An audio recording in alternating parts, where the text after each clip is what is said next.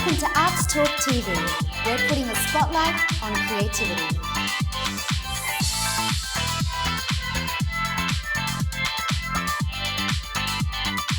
Hi, I'm Karina Lawrence and welcome to Arts Talk TV. We're here at 3 Dank Street, which is a fantastic modern facility in the heart of Waterloo, Sydney. The space boasts 3 state-of-the-art studios with sprung floors and surrounding mirrors, including a 220 square metre main stage studio with a platform stage, mezzanine level, audio sound system and intelligent lighting systems to customise the mood of the space with just one click. It's certainly a brilliant setup and a wonderful hire space for any events, rehearsals or creative projects.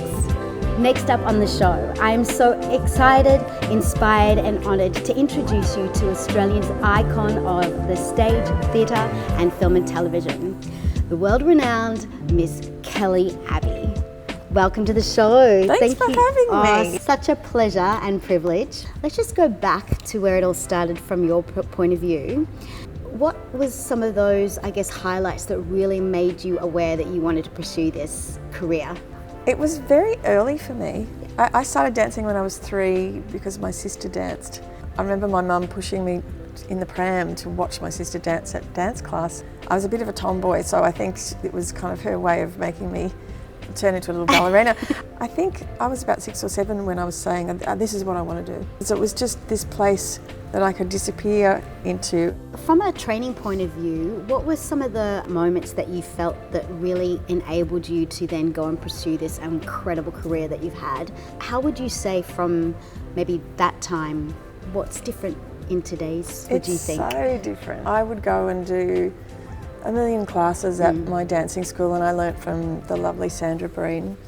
Unlike other dancing teachers, she saw that I had a special talent with ballet, with classical ballet.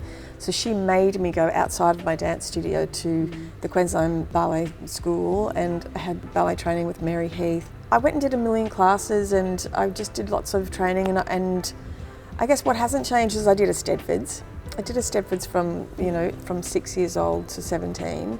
That performance experience on stage and learning all the different styles and performing in them was so valuable. I was in a ballet company called the Australian Youth Ballet Company. Yep. I was in it from 12 to 17 and we toured and did shows all around Australia, but we also went to London and Scotland and kind of performed in the International Festival of Youth Orchestras and Performing Arts in Aberdeen. They were great professional kind of experiences that made me really grow. Today, I guess, people being seen on the media platforms, which is what we didn't have. Yeah. You can film yourself dancing, you can choreograph something, you can shoot it on your iPhone, you can put it on your social platforms and you can be seen, whereas we had to kind of wait to get a job and to invite people to come to the job to see us perform. And I'm really grateful that I had to kind of do the hard yards and earn the gigs and get people to come, and it kind of was a really steady progression instead of a overnight boom, which is what people can experience in this landscape. Yeah.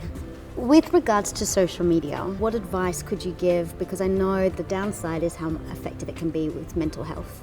There's a million positives, it's incredible that you can be seen and they're incredible opportunities. You can almost brand yourself. Totally. Yeah. The world of comparison you can go into just being exposed to everybody else's life and what everybody else is doing. Whereas I never really knew what everybody else was doing. I might hear about it if I was in a rehearsal room with someone or on the phone, but that was it. So I always say to students, if you can create space in your day to turn up to yourself and check in with how you're going. And if you can answer that question by saying, I feel empowered today, then that gives you permission to spend time on social media, because if you're empowered, you'll be inspired. If you check in and the answer is, I feel disempowered today, probably shouldn't look at it. Because all you're going to do is fall into the state of comparison, which kind of is the thief of your joy, can have a major effect on your confidence, your courage to kind of push forward. So that's my big key I teach is to check in and ask the question first. And also allot some time for it. Don't let it consume your entire day. If you've got 8 minutes to wait for the train, you go into class or school, maybe you should spend that 8 minutes thinking about creatively what you desire or what you dream or what you wish, because that creates energy that manifests, as opposed to spending the 8 minutes looking at everybody else's life. So it's just keeping it at a healthy kind of level. Awareness, like anything. That's wonderful advice. Okay, so I'm going to go back to your performing Dancing Man and Dynamite with David Atkins, West Side Story for the Victoria State Opera, and also the role of Rizzo in the returned Melbourne and Sydney season of Grease, the Arena Spectacular. Do you know, I worked for David for the first time when I was 15. Wow. And he taught a class at my dancing school. And I just remember just being like, who is this? I was so knocked out by his energy and his attack and his athleticism, and you know, I was so inspired by him. And he did a thing called the Winfield Cup in Brisbane, which was you know, the pre-show entertainment for the football. And it was actually his first moving people en masse. Wow. And which then eventually the Olympics, but that was his first version of that. Wow. And I was employed as one of the dancers. On the day, on the performance, we were kind of like running, and we were running backwards in forming this pattern, and I got pulled and I fell into this pothole and I sprained my ankle. And I kept going, because as you do. And then he took me to hospital and just said, "This girl's got to do an advanced ballet exam. Oh, wow. You need to fix her." And he was just personally took me to the hospital. That was the beginning of our relationship. And then I came to Sydney eventually. I ended up doing his dance group, Electric Legs, which went into Dancing Man, which went into Dynamite. And then later in our lives, David directed the musical Fame the first time round for Kevin Jacobson, and I ended up playing Carmen and choreographing it. So then we were kind of director choreographer, we had that relationship. And then when I did Sweet Charity, he ended up directing me and I was the leading lady. So we've had a creative relationship in lots of different ways, and we're still great, great friends. There wouldn't be the industry that we have today if it wasn't for him. And I feel like a lot of people don't know that, the younger generation. And interestingly enough, I always got partnered with him because we were kind of the same height. But as a person and as a man, I think his work hard ethic, his professionalism, his love of the theatre, and really any ego that develops from being attached to having what is considered a successful career, at the end of the day, you won't last if you get kind of attached to that. I think one big thing I did learn from David is getting reviewed. Somebody comes and reviews it and writes it in a... and you have to really detach yourself from people's opinions. And I think you shouldn't listen to a bad review because it is just someone's opinion. You probably shouldn't listen to a positive review either, it still just is someone's opinion. You should actually detach yourself from validating yourself via these opinions, because I went through that quite a few times and being distressed about articles, and he would just say to me, "You can't listen to that, you've got to listen to the audience. You've got to listen to the way that they're applauding and yelling and how you are affecting them." And I attach myself to the art of storytelling because that's what art is about. It's a healing tool, and if you can make people feel something and they respond, then that's the review I should listen to. Moving into your TV as JoJo in the popular soap series E Street, which aired on Network 10 Australia and also Britain's Sky Network. It was a weird thing because all of a sudden overnight, this was my only overnight experience, the public saw me as an actor and didn't know about my dancing. Wow. But I was 25, it all happened by accident, and I think this is the big thing about my career. It's all been a kind of succession of glorious accidents. I was doing Dancing Man, and in one scene in Dancing Man I played David's sister, who was a truck driver. Oh wow.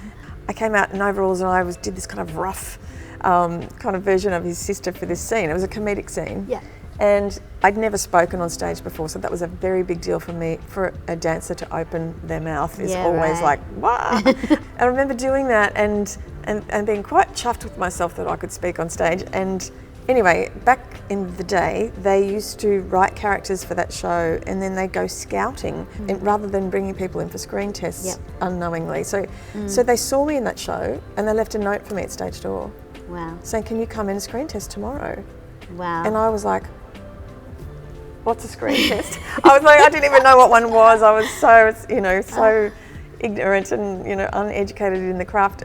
But so I went the next day and they just said, just read this like you read that scene on stage that we saw you do last night. And I went the same way, and they went, yeah. And I went, okay. And then, so I just did.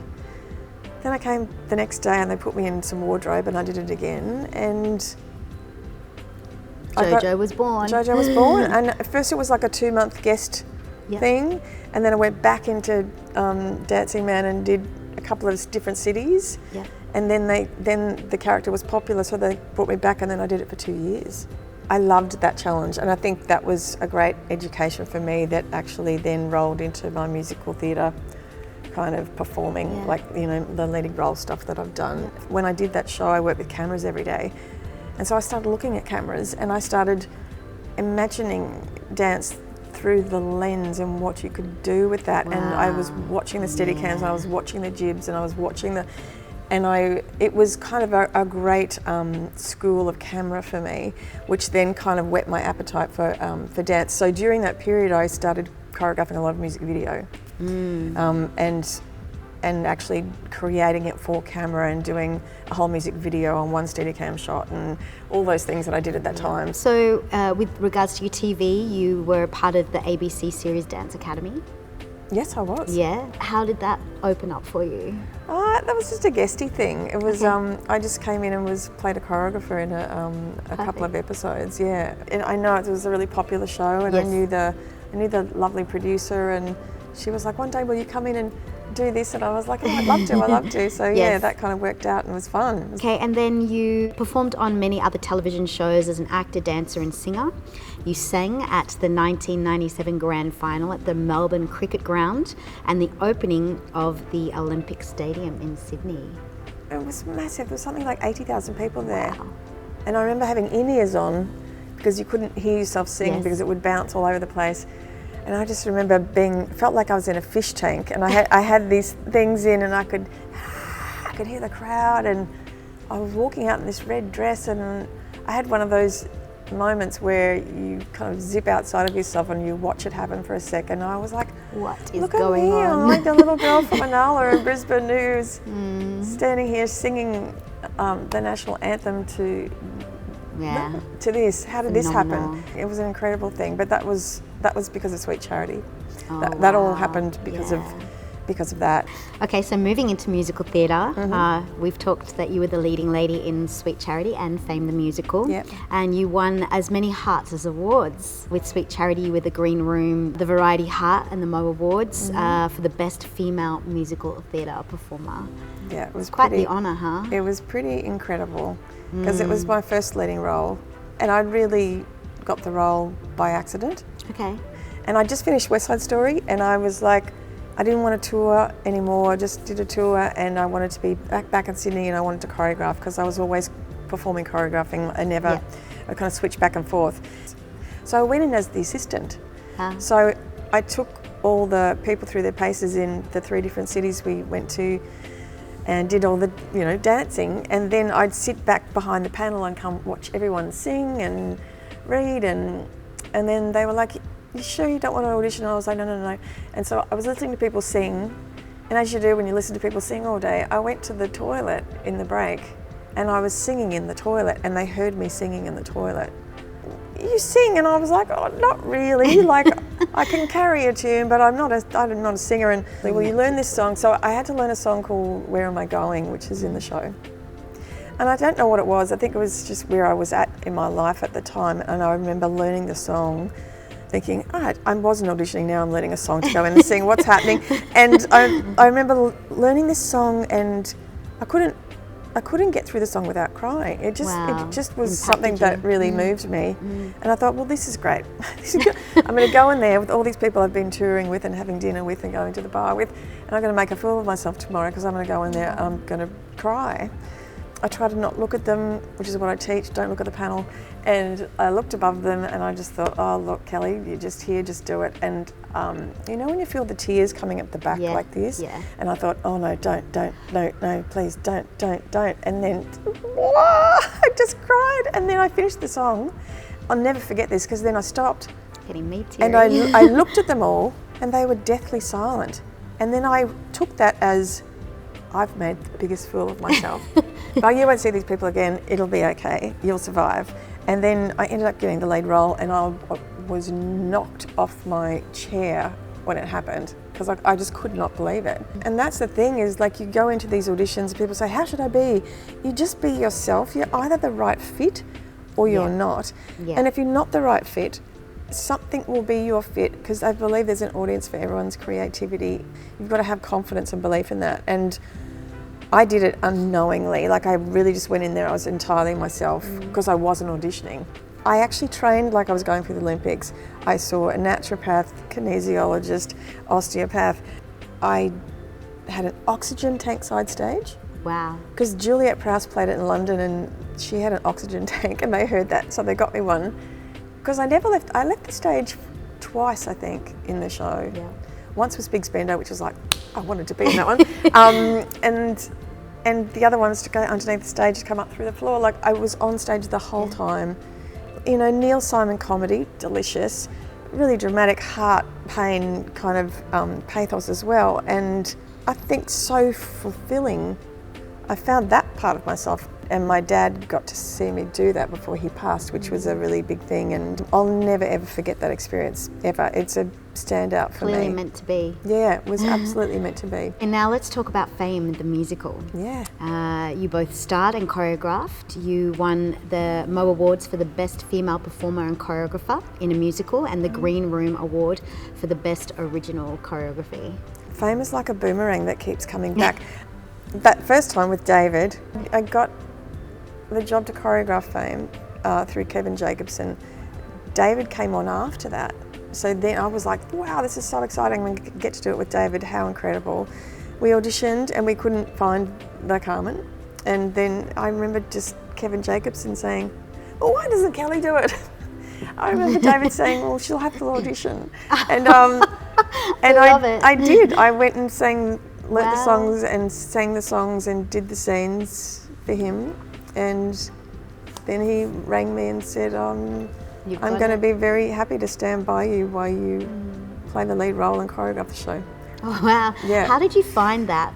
I had really great assistants. Yep.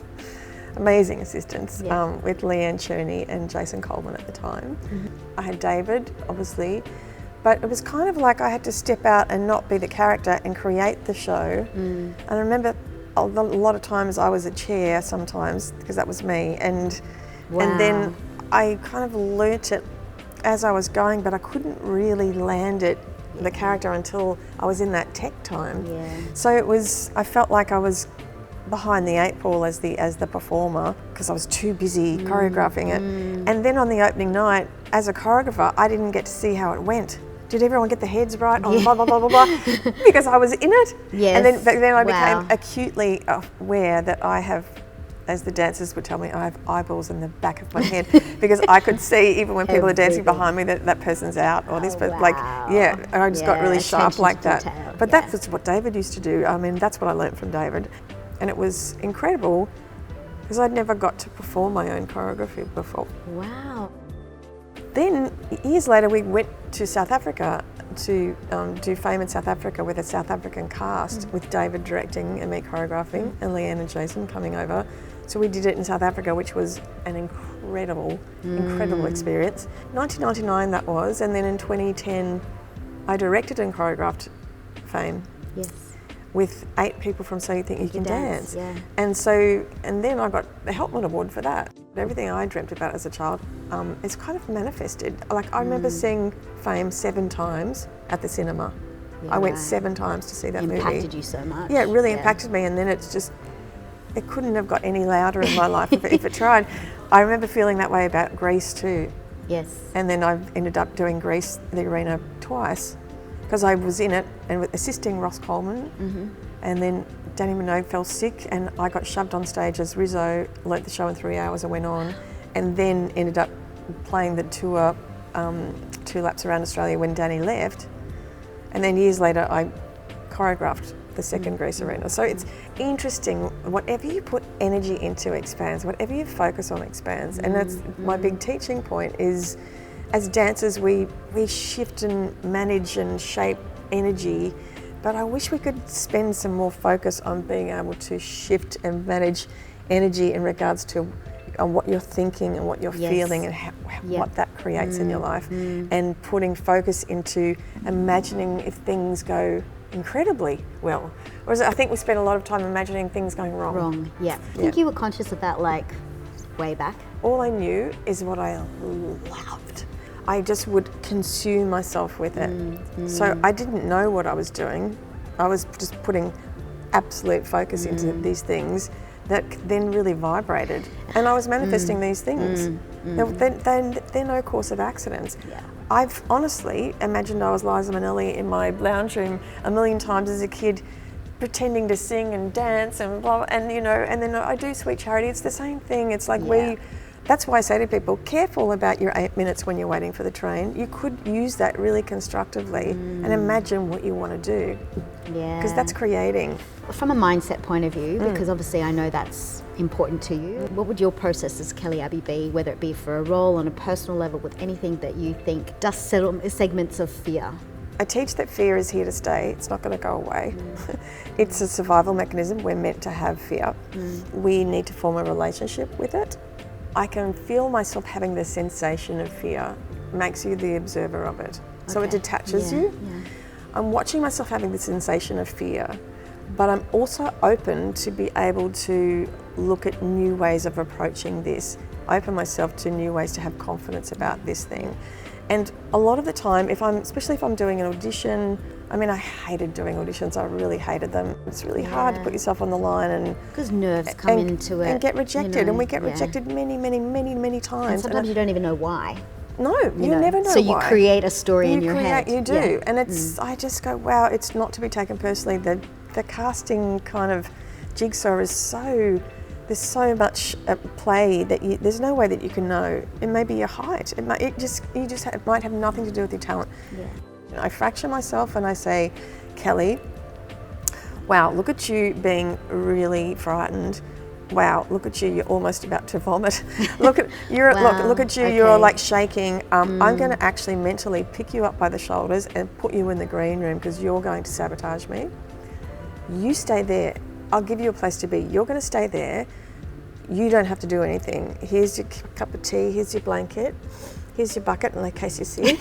and then I step into another part of me that is self-assured, open, confident, can take direction, tell me what to do and I will do it. Because we all have that part of our personality. So I like to step into that one and let them do the audition or the opening night performance and leave the other one in the dressing room or the green room. So that's a great way. Or even if you're playing a character in a story, let the character do it. Don't let you do it because you'll get in the way. So it's that fracturing is a great tool. It's a great tool.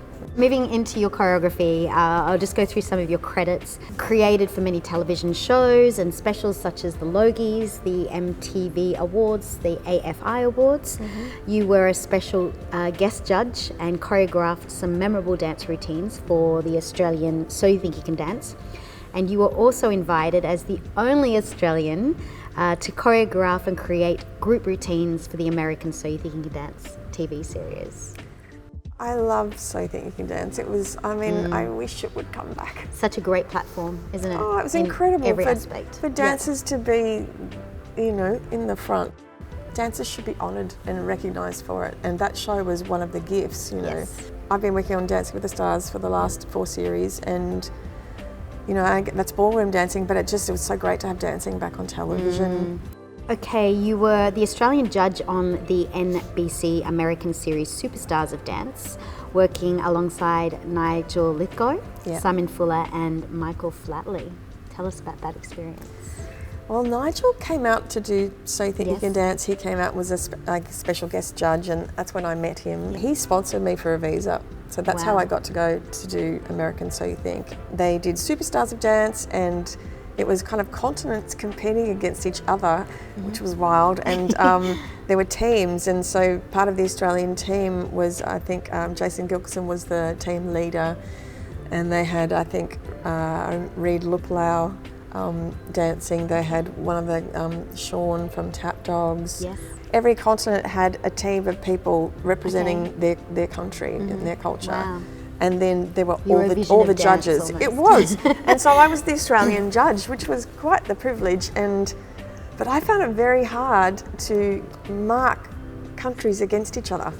Okay. And so I was like, oh, this is really tricky because I loved all of it. Like, the most fascinating thing about that show was the backstage corridors, because all the countries were conversating in dance. Like, so the gumboot dancers from South Africa were teaching the hip hop dancers how to do gumboot, and they were teaching them how to do some hip hop moves. And honestly, I found the backstage of it even more exciting because it was countries conversating in dance. It was so exciting. You worked as the choreographer, lead performer and creative motion capture consultant on the Golden Globe, BAFTA and Oscar award-winning feature film Happy Feet for George Miller with Warner Brothers and Village Roadshow.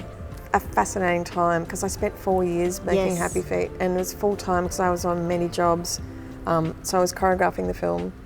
I play many of the characters dramatically because every penguin in that film, for people at home, was a human being's performance. We're all musical theatre people and dancers driving every single penguin. So that's why the film has a life force to it, because that was groundbreaking at that time. That had never been done. I also had never been asked to choreograph by the kilometre over the Antarctic before, which is what I had to do. There were so many things in it that were just so crazy, and art plus maths. Wow. I could only record 15 penguins at a time in doing mass designs, and I had this scene where I had 250,000 tap dancing penguins in the finale. And I was like, how am I going to do this if I can only do 15 at a time, because that's as many as the computer could handle in regards to the data. Yeah, right. And so people thought, oh, well, we just stamp them out to create crowd, like they do in all those films in a tool called Massive. And Massive is like a software tool which does the stamping. But when we did the stamping, because it was dance, you could see the seam lines. So that actually didn't work. So we actually had to do it 15 at a time. So every dancer on that job is doing on a longitude and latitude map on the floor, going, well, I'm this penguin and I finished on 7 and 4, so now I'm playing the penguin next to that that's going to finish on 7 and 5. Oh my gosh. And it was a lot of maths. Intense. It was art and maths. It was, and plus we were penguins for 4 years, and also collated all the dance data for George, and I went into pre-lensing in the edit suites for about a year after that as well. Huge. So it was, and I ran Penguin School, which is teaching people how to be penguins first, and so I had multiple jobs on the film. And Savion Glover was our lead Mumble, the feet of Mumble, and I don't want to say tap dancer, he's a jazz musician with his feet. He's incredible and world renowned, and we were lucky to have him on the film. And because I spent so much time looking at Life in the Freezer, David Attenborough documentary, looking at penguins and their lives and how their courtship gestures are, and all the things. So I spent a lot of time doing that, and I felt like I could very easily move the motion capture models. They were going to do these big Arctic birds called skuas with the animators and not with motion capture, and the motion capture guys were like, we want you to experiment, we want to take on the gulls. And I was like, okay. So then I really observed how the gulls moved, and they built us some, they were like bicycle brakes with windscreen wipers that kind of and so I kind of worked out how to be a gull. Oh my gosh. So the big Arctic gulls in the movie are performers as well. Incredible. So everything was motion capture. It was just the surfacing and the environment that was animated. Okay, so Happy Feet was #1 box office in Britain and America upon its release. You were selected and to be honoured in the feature film category at the Los Angeles Choreography Media Honours for your work in Happy Feet. That was incredible. I know. People didn't really know my role within it because it was kind of, the motion capture animation land was at they kind of wanted it to be seen as an animation at first, so people didn't really know what I did on the film over there. I expected them to be a lot that kind of evolved from it, but there actually wasn't. But where I did get recognised was the choreography. So amazing for me, because I was in the room with all these choreographic greats that I'd learnt about in my life. Idolised almost. Yeah. I think that's where I met Paula Abdul, I met Kenny Ortega. I saw Wade Robson there and went up to Wade and went, "Oh, hello, I'm from Brisbane," because he's from Brisbane. Yes, I know. And so we met there, and I met lots of wonderful people, and in the Los Angeles kind of dance world. Yeah, I was absolutely knocked out to be to receive that. Yeah. It was a pinch me moment. Yeah. Thanks for watching. Make sure you stay tuned for part 2 of our Kelley Abbey special. So glad you could join us today on our Arts channel.